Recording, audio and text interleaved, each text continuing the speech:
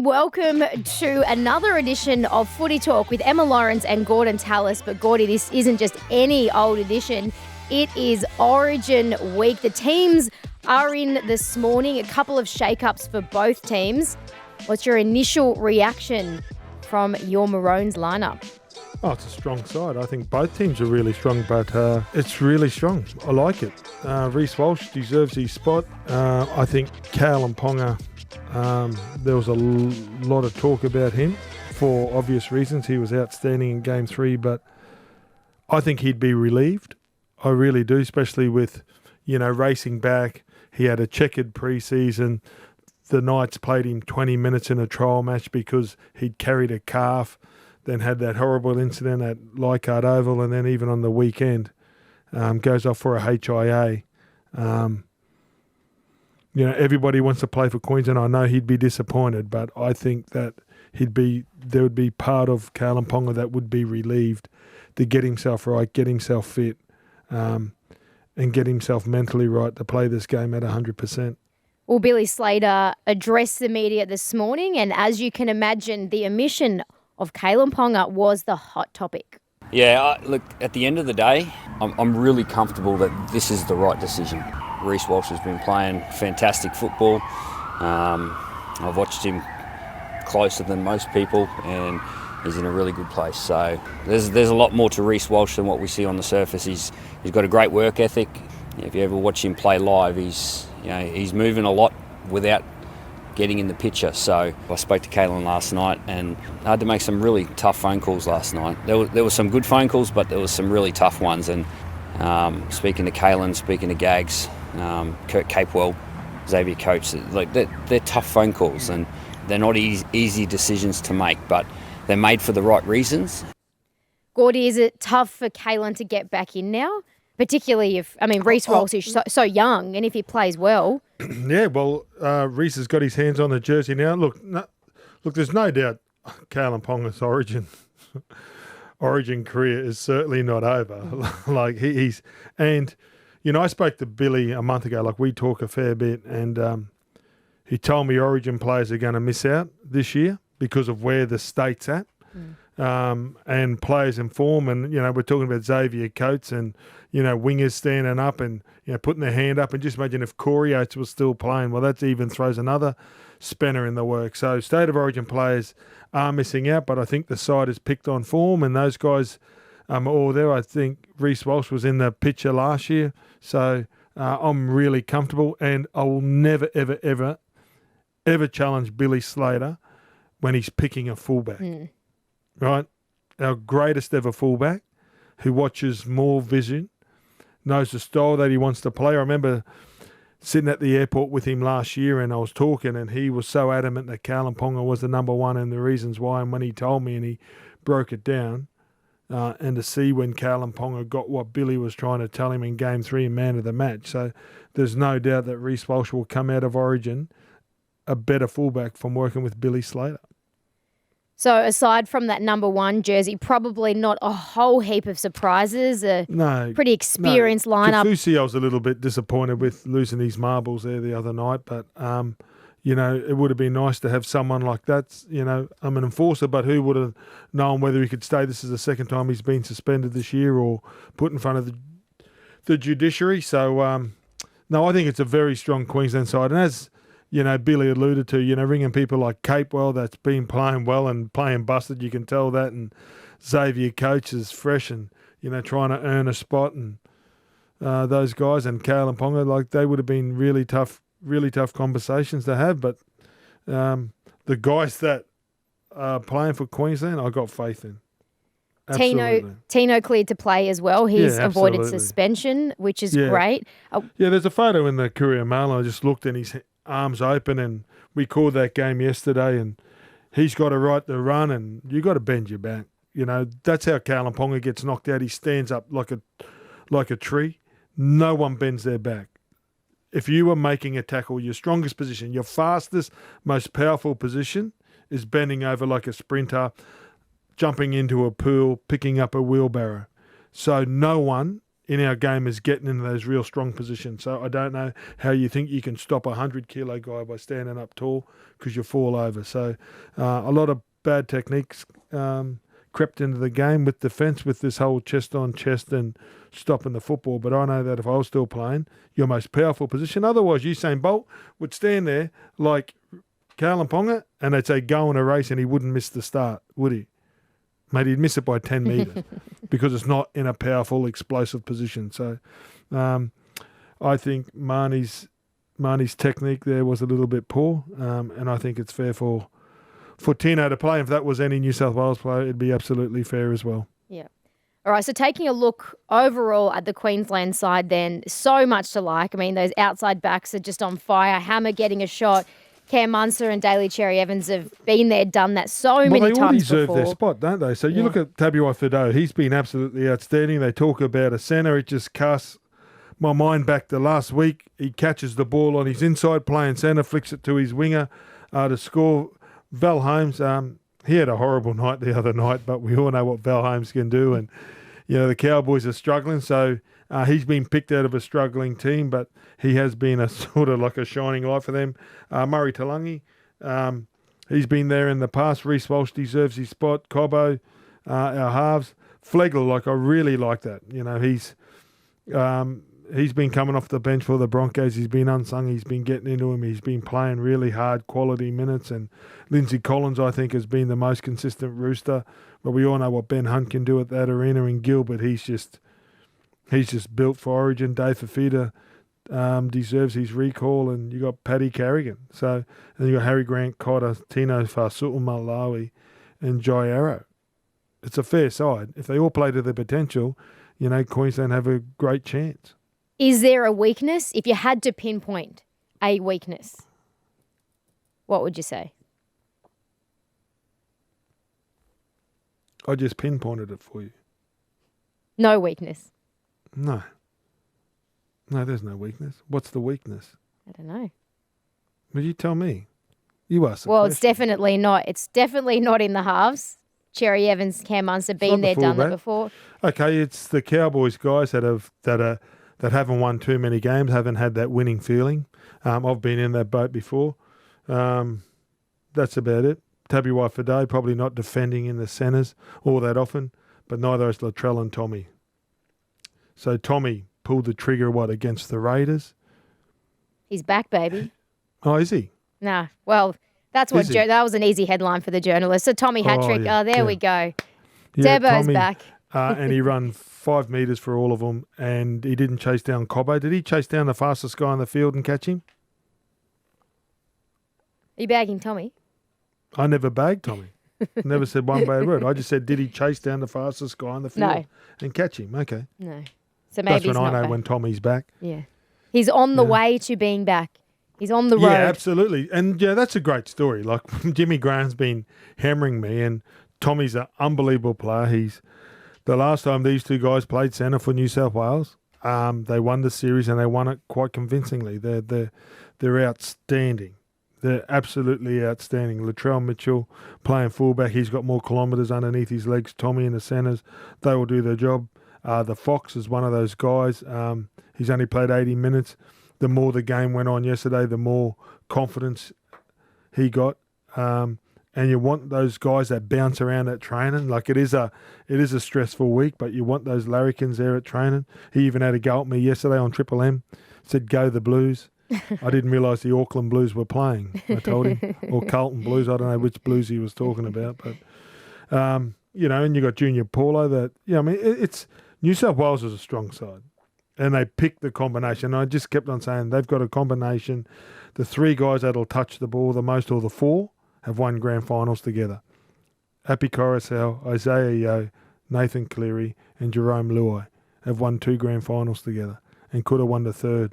We are very lucky to have one of the veterans for the Blues joining us now in Junior Paulo. Junior, congratulations on your selection once again. You're all in camp. You're probably going through all of your media commitments at the moment. Tell me, how's the morning been and what's the vibe in camp? Yeah, thank you. Thanks for having me on. It's been a good start. I only just got here this morning, but since we've been into camp, I was no shortage of getting to know each and every one of the boys, especially all the new guys who have come in. They've slotted right in, and it already feels like we've been together for a while. So today's definitely just going to be a long day with all our media commitments, and then we're on the road to do some promo work. So it's more so just being around each other and enjoying the vibes together.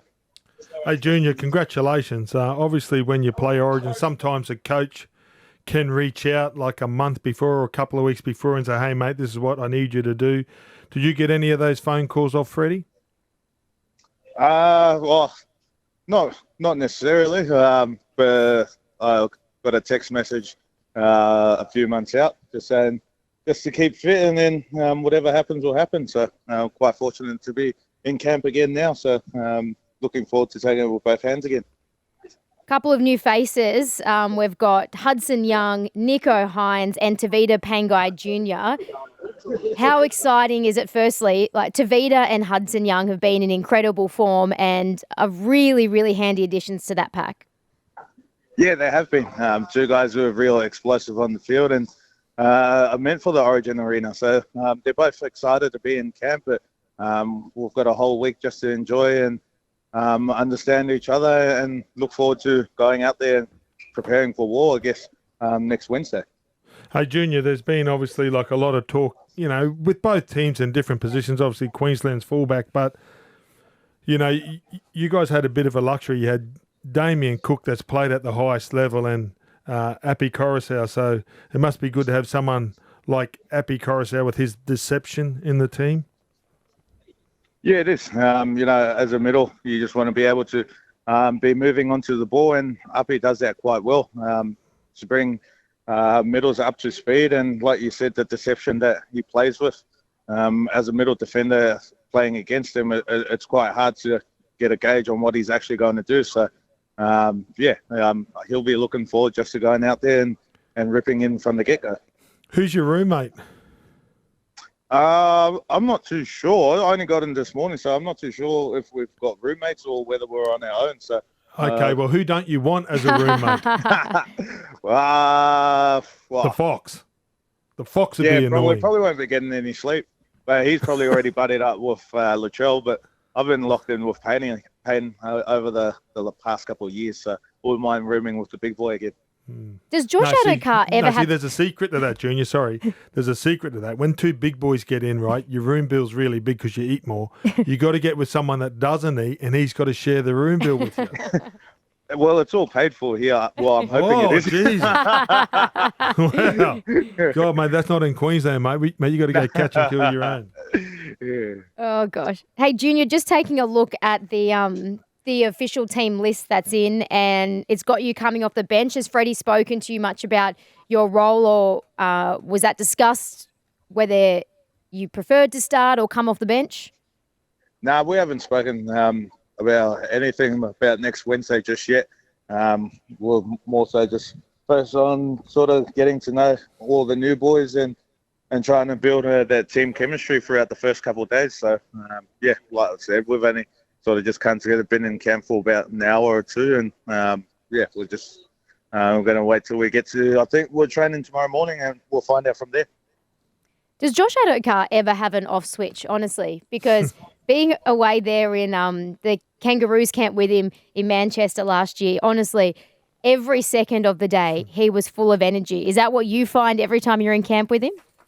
Yeah, well, I got here and I walked into reception, and the only thing I could hear was his laugh. So I already knew that he was going to be here. So, hey, do you know Freddie, right? So, we all know Freddie, and I played with Freddie. As a coach, is he the serious Freddie, or is he the relaxed, take it easy, chill Freddie? It depends on the time of the day, I reckon, or what we're actually doing. So, away from footy, he's switched off and he's pretty relaxed, hanging out with the boys. But on field, he's definitely just dialed into being in the now and worrying about what we got to do at training. All right, Junior. Well, congratulations once again on your selection. Very well deserved. Enjoy the build-up this week, and we can't wait to see you in action next Wednesday night. Cheers, guys. Thanks for having me. Just finally, we know it's the best time of the year. the journos like being in camp, but tell me, like, take me back to when I know things are a bit different these days, but first day in camp, traditionally there was some kind of bonding session, getting to know all of your teammates, the new boys. What's it like, and do you have a favourite story that you can share? Well, I reckon we got 6 shows, right, around Origin, right? So you and I probably got 6 shows, so I'll tell a few stories, but my first ever bonding session, right? I got sent off at Newcastle. Myself and Jamie Ainscough had a bit of an altercation. Anyway, I went to the judiciary. I beat the charge. Surprise, surprise. Jeff Carr, who was the boss of St George at the time, he was the CEO. He was the New South Wales manager. So Phil Gould was the coach. He was the manager. He was the Australian manager at the time. He was manager of New South Wales through, I don't know, maybe 10 or so years. Kari, New South Wales and Australia. And he goes, come on, mate. Congratulations, you got off. And I'd been selected to play for Queensland in Game 2 in 1994. He goes, mate, come and have a quick beer, go home, pack your bag and head off to Queensland. I thought, that's really good. So we went back to the Coogee Bay because that's where he was staying. He goes, come, I'll shout you a couple of beers. Kari was a bit tight. He was going to put it on New South Wales. That's what you did back in the day. That's what all administrators do, especially the smart ones. So we go back and we have 2 or 3 beers. And just as I'm walking out, the first New South Wales taxi, because they went and did their promotions or whatever, and obviously they were sponsored by beer. And who jumps out of the car? David Barnhill, who I played with, and Brad McKay. And I played with both of those guys at the Dragons and was still playing with them at the time. Said, come in, mate, I just want to have a cold beer. Congratulations. Well, then the taxis kept on coming. Well, I just stayed there. So Benny Elias was feeding me shots. I walked out about 2:30 in the morning after New South Wales lubricated me a fair bit, that I slept in and missed my plane to my first ever Queensland training session. So, but then it was so good. So I walked in, and back down here in Roma Street, there was the hallway, and I came up and Wally Lewis was the coach and Mel Meninga was the captain. I said, go down there and get your medical. And just as there was a big glass thing, so you just saw this, this big ray of sunshine coming through, and then it went dark because Mel Meninga walked out of the medical and started walking towards me, and I didn't know, and it's true, I didn't know. I was 7 when Mel played his first Origin, and I'm, fast forward 13 years later, and Wally's the coach and Mel's the captain. I didn't know what to do because he was a hero of mine. So there you are. So my first ever bonding session was with the New South Wales team at the Coogee Bay Hotel. Did the Queenslanders ever find out that you were hanging out with the Blues, and did you get in trouble for missing the flight? No, I didn't get in trouble for missing the flight because all you did was just jumped on the next one. Like I got to the airport, like it was sort of, how they just won't let you go on, and silly me, I didn't realise that they gave you all the clothes. My first one, so I've packed pretty much everything that I had and I run and couldn't get it underneath. So I got to the airport and they closed the flight, and when I got there, I had more clothes. You just don't wear any of your clothes. All I needed was a pair of shorts and a shirt. But anyway, the next year I took nothing. There you go. And did you have to pay for your own food bills, like you were saying to Junior? Yeah. So that's surely not still the case. So my Origin, if you lost, I think you got 1,500. If you won, you got 3,000. And you would go down into the meal room. And if they didn't pay for it, if you had anything, you had to pay all your own room bills. So if you ordered a sandwich or whatever up, if you didn't want to go and eat, you had to pay for all that. So times have changed, which is good. That's good. I don't even imagine they'd be paying for anything these days. It'd be all for free. Yeah, well, it goes in food. Obviously, like room service, they wouldn't have to pay for that, would they? You wouldn't think so. No. But you never know. There's some, you just don't know. I don't know the lay of the land, but you would think, the way they negotiate these players, they probably got a butler in there as well. You'd organise one. But I tell you what, we've got a couple of weeks' worth of Origin, so I'm looking forward to more Gordie stories in camp of shots and missing flights and whatnot. So, Gordie... The games have begun, right? There's a state of Origin to be played in the next 10 days with the media, the ex-players. So this is my first show, Emma, so I'm just warming into this. This was my first hit up. You wait, mate, you wait till next week. All right. I cannot wait. Mate, you're on. You wait till kick-off. I can see the look in your eyes. We'll have no chance. You guys are that... Mate, 8 of us have been sick. They've all caught COVID. It's all happening. Let it begin. Gordie, enjoy the build-up. Enjoy all of the drama that surrounds it. Enjoy the buzz up there in Queensland. And we'll see you next week for another edition of Footy Talk.